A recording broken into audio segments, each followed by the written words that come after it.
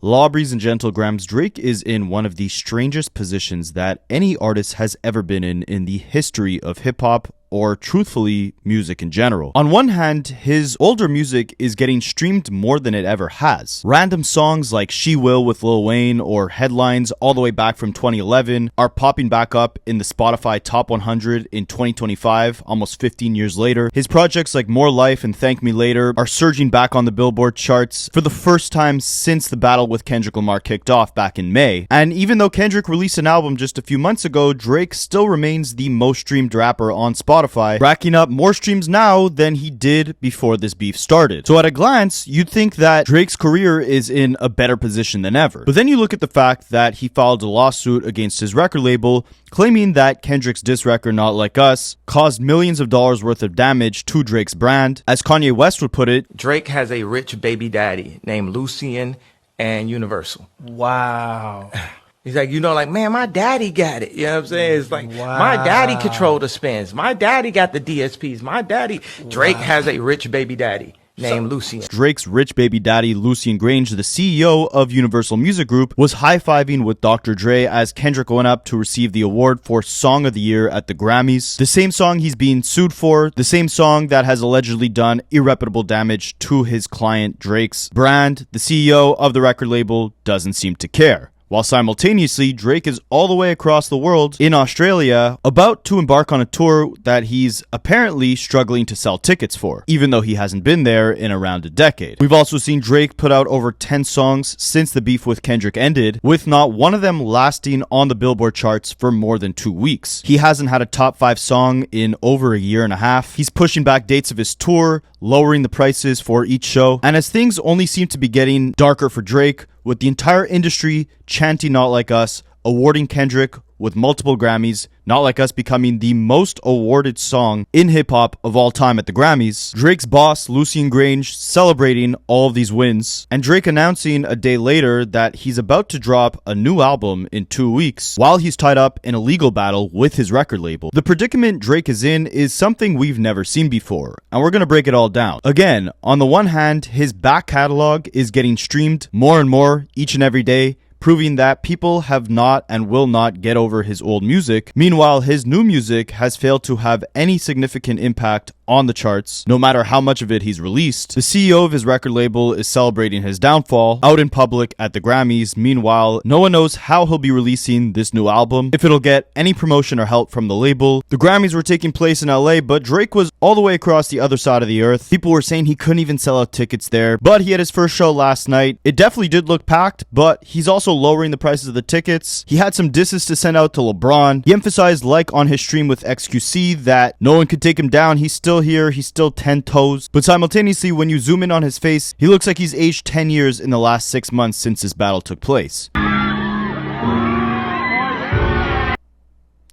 And honestly, I think anyone would, with the beating that Drake has taken, not just from Kendrick Lamar, but now with record label executives. Obviously, a lot of his peers within hip-hop, like Rick Ross, Future, Metro, etc., but now also all these pop stars like Billie Eilish, Taylor Swift, who were chanting A minor as Kendrick went up to receive his Grammy the other night. Then you got the Grammys themselves that seem like they're against Drake. All these massive institutions, even HBO, the same company that produced the show Euphoria, which Drake is an executive producer on, were also dissing him on Twitter the other night.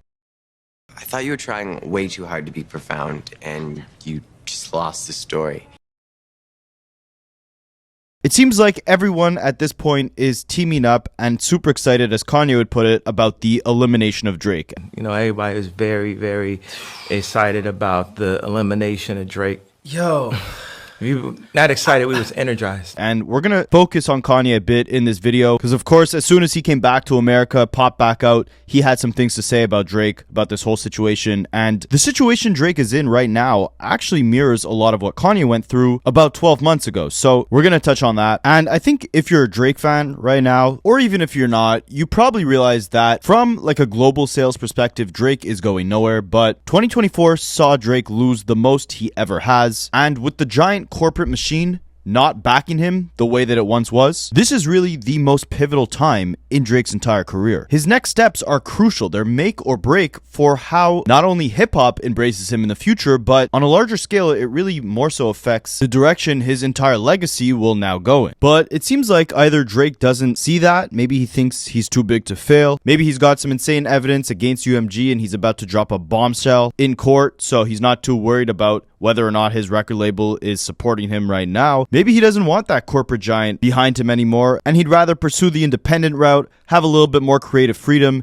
just kind of create what he wants. Or maybe it's a bit of a combination of all three of these things, because this is not the same calculated Drake that we saw back in 2018 after he lost the beef with Pusha T. Back then, he was dropping hit after hit, only getting on features strategically with artists like Lil Baby, Migos, Travis, Blockboy JB, artists that he knew he could concoct hits with. But after this beef with Kendrick, where his spot within the culture was heavily questioned, his authenticity, his impact, his reputation, all of those things were compromised and questioned, and Drake decides to regress to becoming the Toronto Weird Al Yankovic on songs like Wagwan Delilah, the Sexy Red stunt double on his BBL Drizzy remix, and now after all the hits that Party Next Door has ghost written for Drake has finally taken him out of the OVO sweatshop to do a collab album. And while I personally have enjoyed a lot of P&D and Drake's music together in the past, this is a strange choice of collaboration for your first album after the entire industry tried to pack you out. I always said I wanted Drake to get back to his nothing was the same bag with his comeback album after this beef. Give us some mature subject matter,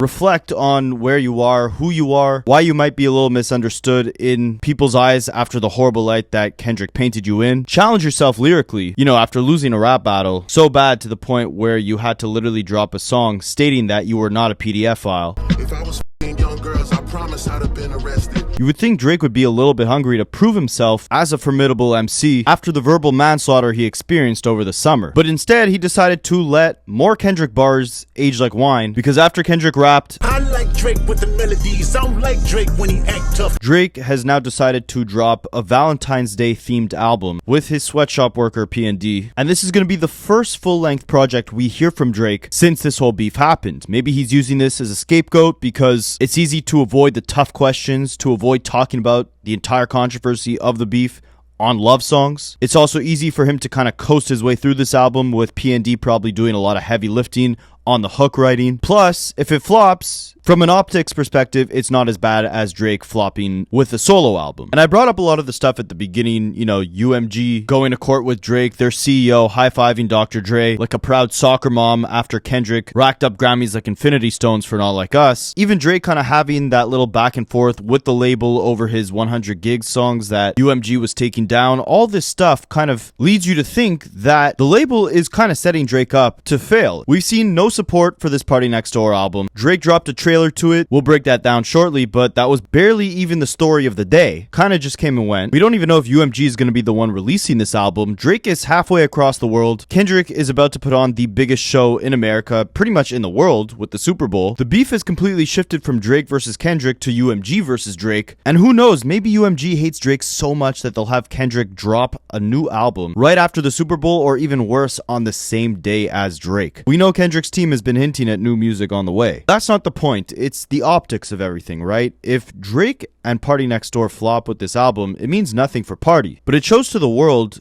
with someone like Drake, who has always prided himself on the numbers, even on push-ups, the first diss track he released, rapping number-wise, I'm out of here, you're not keeping up. Kendrick then destroying him on the number side with Not Like Us. Drake blaming that on the push he got from UMG. I guess Drake stating that UMG didn't give Drake that same type of push for his diss records. Drake beefing with not only Kendrick but The Weeknd, Rick Ross, Metro Boomin, and more. If his album now comes out and sells less than The Weeknd's album just did, than Future's album did last year, than GNX just did, even though it's a collab tape with P&D, it's still going to tell the world that the biggest guy from a sales perspective got in this beef with Kendrick and his sales never recovered. And why I brought up Kanye is because a big question that has been kind of looming is, can Drake go independent? Can he sue the record label, and whatever happens with the outcome of that lawsuit, can he go on and do his own thing, release music on his own, to the point where these industry things don't matter? The Grammys don't matter to him. Getting exiled or canceled doesn't matter. The big promotional pushes from the playlists on Spotify or being on the front page of streaming platforms, whatever the case is, can he still be Drake without that. Wanted to do everything to prove to me that I didn't have a right to say anything out loud that went against people who own the media, people who own the music industry, people that Drake is going up against right now, ironically. You know, we saw Kanye do that last year with Vultures 1, right? He said the anti-Semitic stuff, he got canceled, he got dropped from his record label, Adidas, The Gap, etc. He lost everything. Comes back, similarly to Drake, with a collaboration album with Ty Dolla $ign, Drake doing his with PARTYNEXTDOOR. But yeah, Vultures 1, he drops that. It gets taken off of streaming platforms because whatever distributor he was using, it was some small-scale independent distributor that any artist could use. There was a bunch of issues there. He had to get different distributors. It was getting taken on and off Apple Music and Spotify. It still managed to go number one, still managed to sell 140,000 copies in the first week, and spawned the number one hit, Carnival, which is even more impressive. The first week numbers are great, but Kanye has a cult fan base. They'll go out and they'll buy copies of the album, they'll stream it. For an artist as big as Kanye, it's a given that he has a massive first week, especially it had been like 2.5 years since his last project. But getting a number one song on the Billboard charts, that requires a really strong combination of a lot of radio play, high streams, and actual physical sales on iTunes. Without the major label backing him, his song is not getting sent to radio. His song is not getting pushed on a bunch of different corporate playlists on Spotify, on Apple Music, and his song won't be the first thing you see on your homepage of Apple Music or Spotify. It's kind of like running a race with one leg. You have an extreme disadvantage to get where you want to get to that finish line. So for him to do that, after getting canceled, after being independent, after all that, that was crazy. So my question is, can Drake accomplish something similar? And if he doesn't with this album, what does that say about how big of a chunk of his fan base up and left after this whole beef, and how he could sustain himself independently going forward? Can Drake go up against the machine the same way Kanye did and be as successful? I think there's a few things you got to consider. Number one is Kanye has always been damn near on the cusp of being canceled his entire career. He's always been anti-industry. He's always been an innovator, someone who takes risks, who sets trends. I'll never forget hearing Yeezus for the first time after the beautiful, carefully crafted, beautiful, dark twisted fantasy. We got Yeezus, which was almost created like as a hard to listen to album on purpose, but because it was so different, it ended up becoming so influential. Same thing with 808s and Heartbreak, right? He dropped his most commercially successful album with Graduation and followed it up with 808s, which, yeah, it had its fair share of hits, but it was an extremely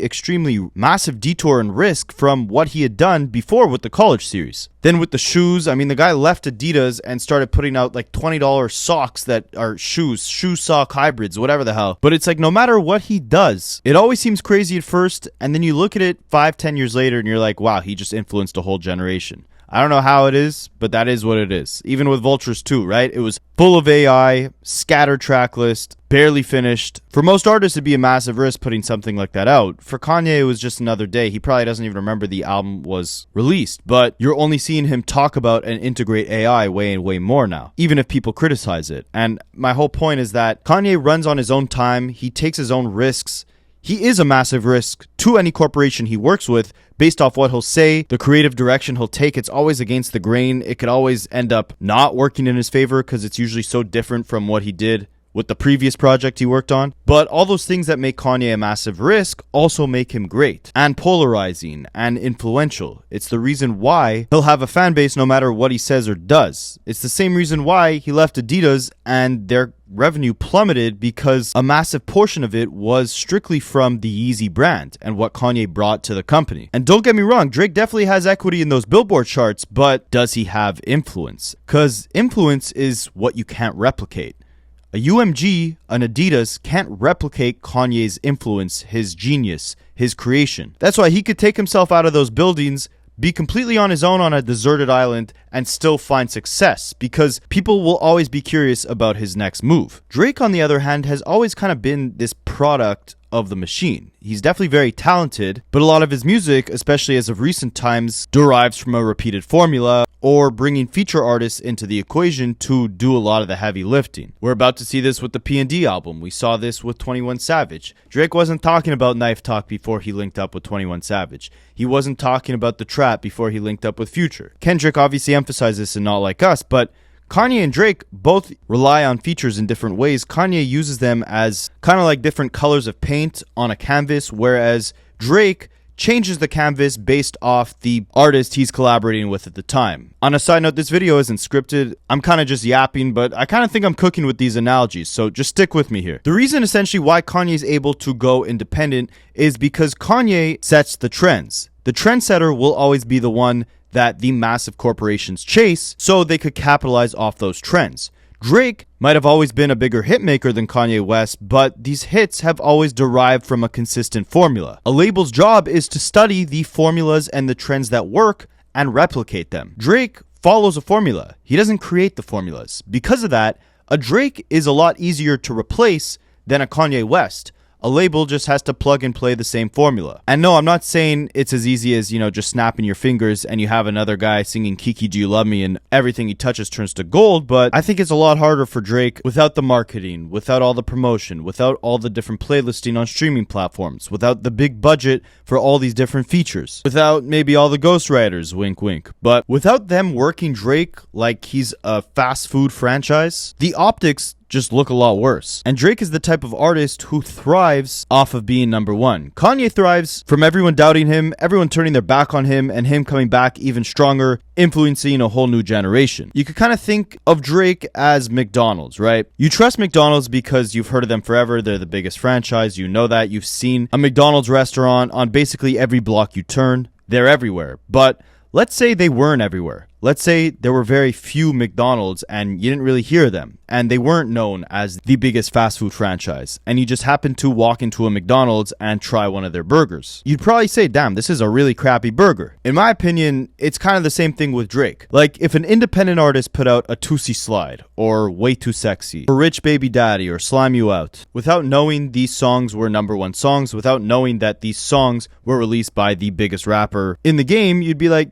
these are some mid songs. And sure, once in a while, Drake has some great songs that on their own organically probably would have done well. Off the top of my head, as of recent, I could think of a Jimmy Cooks, First Person Shooter, Tried Our Best, Bahamas Promises, Major Distribution. Now, the last three songs I named there were all songs that in my opinion sounded great but never became hits. But the first ones I mentioned had the push from the label, the marketing dollars from the label, and became big records. So can Drake replicate that on his own? It's like, I bet you didn't know McDonald's had a great grilled cheese for the longest time. I think they took it off their menu due to low sales, but they never really marketed it the same way they did a Big Mac. So you never really knew about it, even though it was probably one of the better things on the menu. With Drake not having the marketing, the playlisting optics all aligned, is he unique and innovative enough to stand out and let the music market itself? Kanye was able to do that because people are captivated by his personality and they know that everything he does will have some lasting impact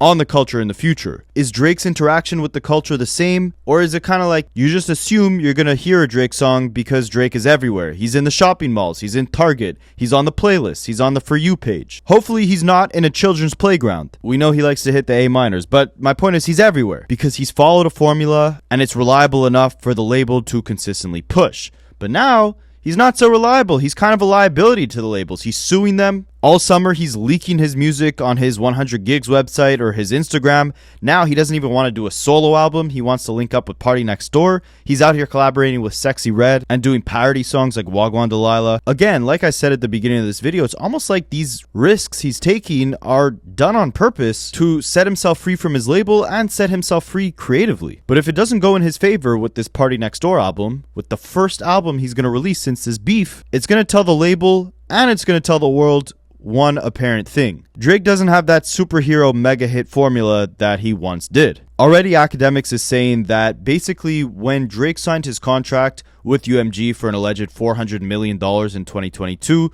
that was for 4 albums. He already delivered 3. Her Loss, Honestly Nevermind, and For All the Dogs. If you guys have been paying attention, all of those albums sold a lot worse than any of his earlier music, but the deal he signed likely included licensing rights on his old music as well, so they were eating off his back catalog too, because again, like I mentioned at the beginning of this video, his back catalog has remained untouchable. It's only going up in streams. He's able to do these Australian concerts overseas because he has a vault of these formulaic massive hits from over a decade that, as Larry Jackson put it, earn more off their streaming revenue than the entire decade of 70s and 80s music combined. But anyways, he dropped those 3 albums, For All the Dogs, Her Loss, Honestly Nevermind. They all did mediocre. There's rumors that he even dropped worse music on those projects simply to work his UMG deal faster and just get it done as soon as possible, with the purpose of renegotiating for a bigger amount on his next contract. In that case, I don't know why he thought it'd be a good idea to jump into this beef with Kendrick Lamar, but he did it. Now his stock is lowered,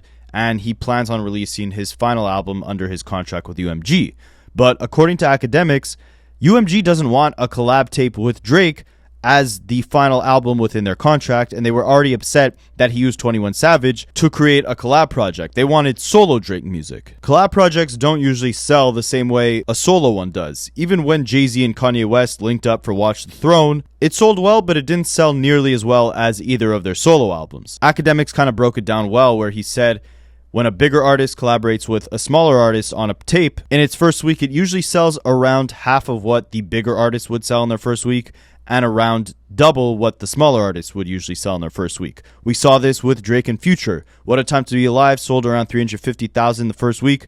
Future usually does 150. Drake usually does anywhere from 5 to 700. So that middle mark is right around half of what Drake does and double what Future does. You could see why the labels don't like that though, right? If they get a solo Drake album, odds are the sales will be a lot higher. Especially, forget Future, forget 21 Savage. He's doing a collab tape with P&D, who's way less popular than anyone Drake has collaborated with in the past. His biggest hits are literally songs he ghost wrote for Drake or Rihanna. And Drake's legacy, his reputation, it's all about the optics. It's all about how he sells. So if he comes out the gate, especially again at this most pivotal time in his career from an optics perspective, and he goes on to sell what, 150, 200? Mark my words, they put out that tape, it's not selling more than 185 to 225 in the first week. But regardless, it does those numbers. That tells UMG two things. One, his stock went down and they should not offer him more money when they renegotiate. And two, Drake might need the label a lot more than the label needs Drake. Drake can't go pull a Kanye and have #1 singles independently. It's going to be a good barometer test to also tell how much hip-hop and hip-hop fans truly mean to Drake's overall career and reputation. His name has been absolutely dragged through the mud within the hip-hop community, right? You could say probably no less than 80% of rappers, hip-hop fans, hip-hop podcasters, media personalities, the actual industry executives, 80% of them either don't like Drake, view him as a clown, or view him as a threat. But if he's still coming out putting up numbers like we've seen him do in the past, or even anything close, like his last album did 400k in the first week, if this one does anywhere above 275, it really just shows that Drake's core fan base was never really rooted within hip-hop in the first place, and that he doesn't really need hip-hop. And maybe he's taking the first steps into showing the world, or maybe showing himself, maybe showing the record label that he doesn't need hip-hop, right?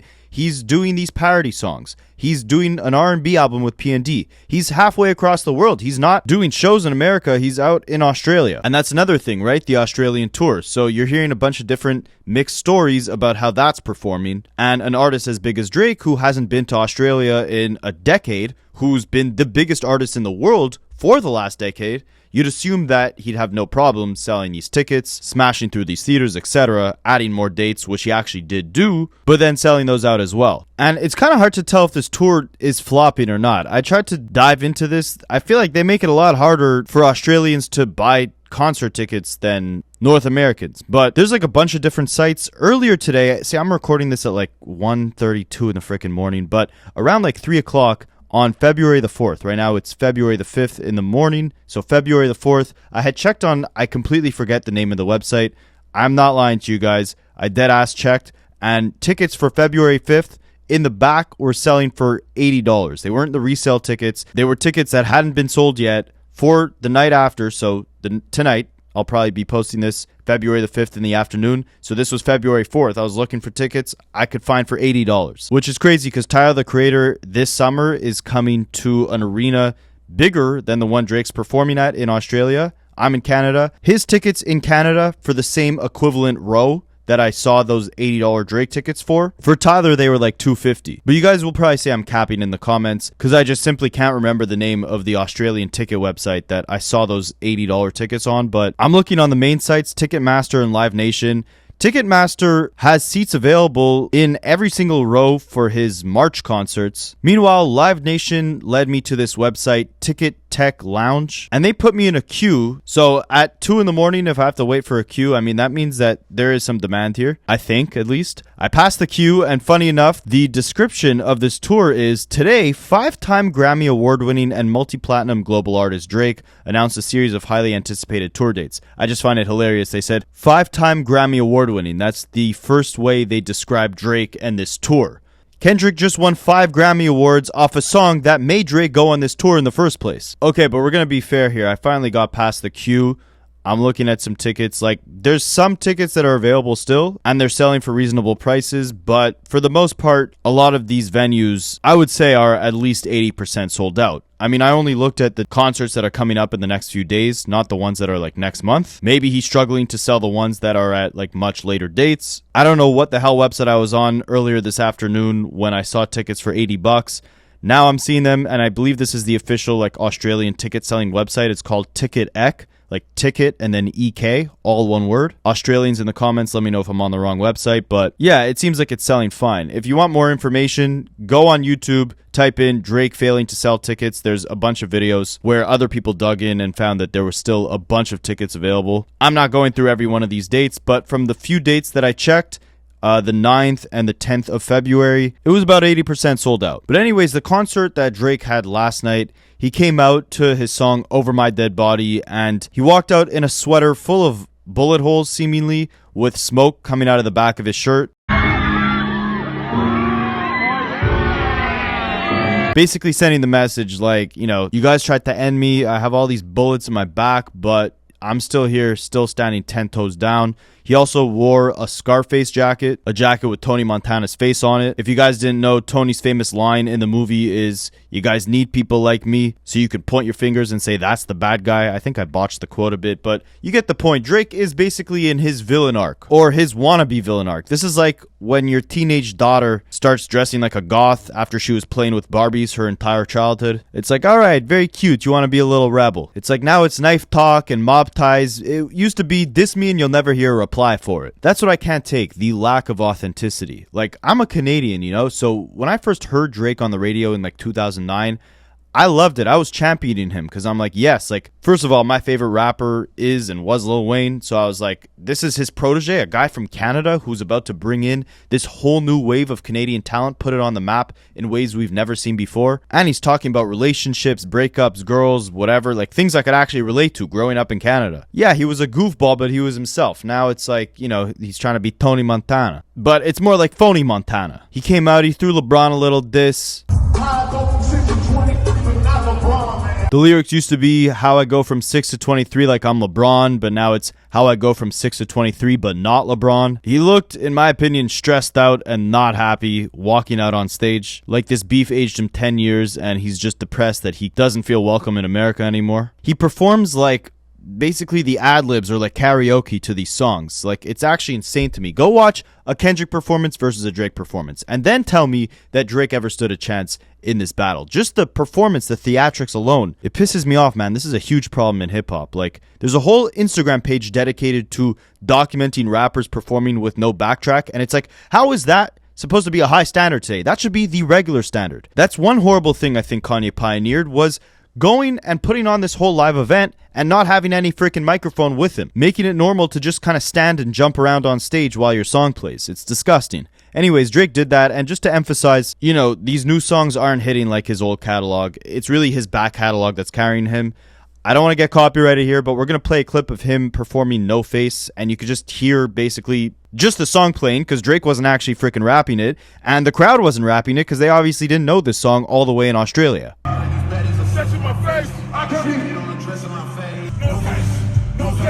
And I can attest, I saw Drake in, I believe it was 2023, his tour, It's All a Blur, and I mean, I'm a fan of old Drake. Like, I'm a big fan of old Drake, honestly, but I'm really not a fan of new Drake. And you could tell that I wasn't the only one in that arena that was like, wow, the vibe is just dead when he starts playing songs like Back Outside Boys or Search and Rescue or Way Too Sexy. This was before the beef, before even For All the Dogs, and his music still wasn't really resonating then. His new music. The crowd reaction was absolutely flat, but those songs still hit #1 on the charts all because of that label push. All because they're perfectly suited for TikTok algorithms and Spotify playlists. And I think the whole point of what I'm trying to say is we don't want to hear no more phony Montana music. We don't want to hear the no faces and the mob talk and the fraud talk. Like I said from the beginning, we need a vulnerable Drake album. We need a Nothing Was the Same. That's what we need if you want to make a real comeback and resonate with the people. The most vulnerable Drake has got since this entire battle ensued was when he did the 100 gigs and he showed us a bunch of old footage of him behind the scenes actually making some of his classic records, him in the studio, giving us a glimpse into the person behind the persona, and his speech during this tour. I thought this was actually him kind of expressing some vulnerability, some humanity. My name is Drake. I started doing music in 2008. I come all the way from Toronto, Canada. The year is now 2025, and no matter what, Drizzy Drake is very much alive, and that's all thanks to you. So I love you. I want to thank you for the love tonight, Kurt. I want to promise you I will never wait this long to come back again. I swear to God, I love this place. My new album with Party Next Door comes out on February 14th. It's called Success. I hope you enjoy it. I hope you enjoyed yourself tonight. I hope you get home safe. Make sure you take care of each and every one of each other. If you see somebody that needs help on your way out of here, make sure you help them out. Make sure you look out for each other. Make sure you take care of each other even when we leave Australia. I want you to start looking after each other in life. There's too many weird things going on out here. So make sure you take care of each other so that when I come back in like a year or two, I want to see all these same faces in this building. I love y'all. Thank you. Have a good night. But then it's like he does that and then it's right back to petty Instagram captions. He captioned his first post of the tour with the concept of forgiveness, I can't get with it. That's God's intention and I'm on a different mission. Basically like F everybody. But that wasn't, playing the petty victim enough, right? Drake loves to play that victim card. So he replaced the caption with, they thought Einstein was lying and Shakespeare was barely rhyming and Edison wasn't lit despite what he was designing. So how can I give an F about what they say about my stars aligning? And anyways, just to kind of wrap things up, I want to put something into perspective for you guys, right? Since this beef ended, Drake has put out around 12 songs, all of them without that real major label support. The highest one was It's Up with Young Thug and 21 Savage, which I believe peaked at around like 25 on the Billboard charts. Since this beef, Kendrick has also only put out 12 songs, his album GNX, which was 12 songs, and the week of his release, songs from that album occupied the entire top 5 of the Billboard charts. So just to show you where Drake's kind of at, numbers wise, without that push from the label. You want to see what being pushed from the label looks like? Look at Travis's new song 4x4. That is the perfect example of the machine pushing a song. It was premiered, I believe, during a massive WWE event. It was probably pushed all over Spotify, all over TikTok. It somehow debuted at number 1. I don't think I heard the song in full. The label just played the games, put it where it needs to get to, and got it to the top of the charts. You guys let me know if I'm tripping. Have you heard that song? I haven't heard that song anywhere since I first listened to it the night it released. It sounded formulaic as ever for a Travis record, and somehow it's debuting at the top of the charts. The labels know how to make music stick, man. Like, even another example, the most streamed hip-hop albums right now on Spotify, in terms of the ones that are getting the most streams on a daily basis, include Kendrick Lamar's GNX, Kendrick Lamar's Damn, Travis Scott's Utopia, Astroworld, Metro Boomin's Heroes and Villains, Kanye West's Graduation. Drake is not up there with none of these albums. He's the most streamed artist on Spotify, but somehow none of his albums are getting enough streams to be in the top 10 most daily streamed rap albums on Spotify. It shows that the label is not really pushing him right now. All these streams are just organic. But can he continue to organically do this with new music without that push from the label and have these songs stick? A song like Tootsie Slide is much more likely to hit number 1 on the charts when the label is flooding it all over TikTok, all over Spotify homepage, all over Spotify playlists, than if Drake had to put up the marketing budget himself, do all the promotion himself without the label, spend the time, the resources, the money, everything to push the song and make it last on the charts for an extended period of time the way the label does. There's a reason why all those albums I named you, basically, they're all from 2 to 5 to 7 years ago. Kanye West's Graduation, that's from 15 years ago. It's still one of the most daily streamed albums today. Astroworld, Damn, even Utopia. These are all like 2 to 5 year old albums. I'm not saying the streams aren't organic, but the labels see some traction in these albums. They start pushing them on all the playlists, on all the social media platforms, Instagram, TikTok, all that. They're in bed with all these different platforms. They know how to make a song have longevity on the charts. And not that that really matters, but that's been a big part of Drake's brand, Drake's identity, Drake's career, right? Is being that number one guy. I could be using the term wrong, but I believe that's what we call network effects. When more people see that there's a bunch of people flocking to this one thing, they inherently start flocking to it. And that creates network effects. It creates a larger network. It's the same thing with Drake. You hear Drake's music everywhere.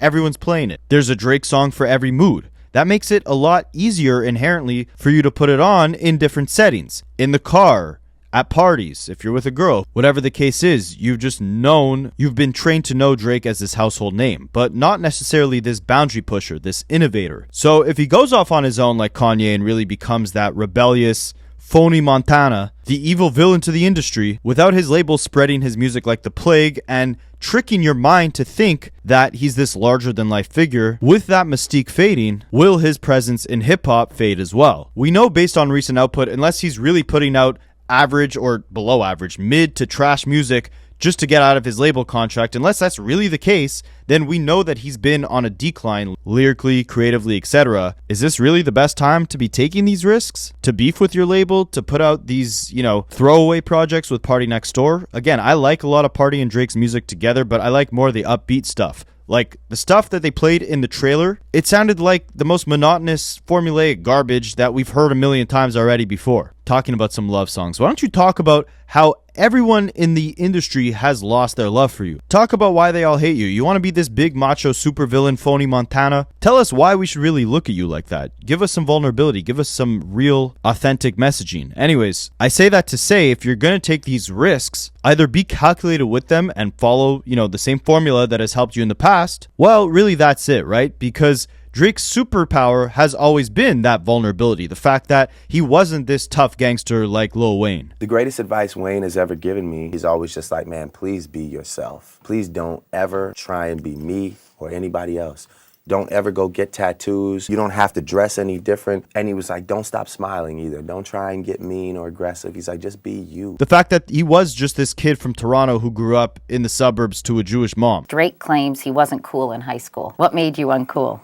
I just always felt like an outsider. I went all Jewish school. Like I was raised in a Jewish household, I would say. People championed him for being unique in that sense. Over the last 10 years, we've lost that from Drake completely. So the biggest risk he could take is really just being himself and being vulnerable at this point. Don't sue, don't move all the way out to Australia like a kangaroo, don't throw petty sneak disses like you always do, just do you. One final thing I also want to mention is I find it funny, there's been this kind of weird pattern since his beef ended, like basically every time Kendrick does something big or accomplishes something big, Drake tries to shift the attention onto himself. Kendrick announces the Super Bowl, Drake right away announces that he's doing this Australian tour, which starts a week before the Super Bowl. Kendrick drops GNX. The same week, Drake drops that petition against UMG. It was also rumored that he was supposed to be dropping the P&D album that month as well, but thought he would get overshadowed by GNX. And then Kendrick wins all these Grammys, and the next day, literally the next day, Drake announces that P&D album is coming out February 14th. Anyways, to sum it all up, I think being authentic is the biggest risk Drake can take today, and the only thing he can do to take the reputational pain away. And let me know in the comments what you have to say.